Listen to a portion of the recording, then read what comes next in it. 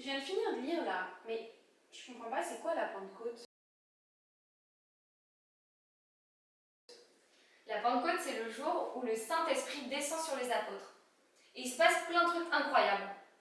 Quand le Saint-Esprit descend sur les apôtres, ils vont se mettre à parler des langues qu'ils ne connaissaient pas auparavant. Oui, c'est des langues étrangères, non? Des langues étrangères. Des hommes qui étaient en séjour à Jérusalem, de toutes les nations, entendirent les disciples parler des merveilles de Dieu dans leur langue maternelle, dans la langue maternelle de chacun. Mais du coup, ça veut dire qu'ils parlaient des langues qu'ils n'avaient même pas apprises. Oui, parce que le Saint-Esprit agit en eux.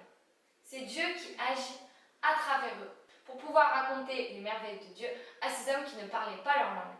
Après, il y avait des personnes qui étaient un peu sceptiques. Il y a des gens qui disaient que les apôtres étaient ivres et que du coup, c'est pour ça qu'ils parlaient un peu toutes les langues. Ah oui, j'ai vu, oui. Mais du coup, est-ce qu'ils étaient vraiment Et ivres? maintenant, justement, quand l'apôtre Pierre entend que des hommes disent que les apôtres sont ivres, il élève la voix. C'est ce qui est marqué dans la Bible. Ouais. Et il dit que les apôtres ne sont pas ivres et qu'ils sont remplis de l'Esprit Saint.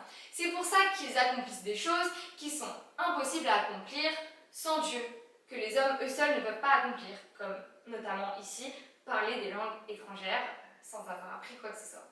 Ok. Le tout dernier verset, alors je te lis. Que toute la maison d'Israël sache donc avec certitude que Dieu a fait Seigneur et Christ, ce Jésus que vous avez crucifié. En fait, ici, l'apôtre Pierre déclare que Jésus est sauveur et qu'il est Christ. Qu'est-ce que ça veut dire déjà Christ? Je comprends pas trop en fait. Du coup, Jésus, il est Seigneur et Christ. Oui, Jésus, il est Seigneur, parce que voilà, Jésus, c'est notre Dieu. Mais il est aussi Christ, c'est le Messie, c'est lui qui nous a sauvés. Ah oui. Et ici, c'est ce que l'apôtre Pierre déclare. Et c'est pas lui qui le déclare. Parce que lorsqu'on dit que Jésus est Seigneur et que Jésus est Christ, ça ne peut être que le fruit du Saint-Esprit. Ici, c'est le Saint-Esprit qui agit en Pierre. Et si nous déclarons que Jésus est notre Seigneur, que Jésus est notre Sauveur, alors nous sommes remplis du Saint-Esprit.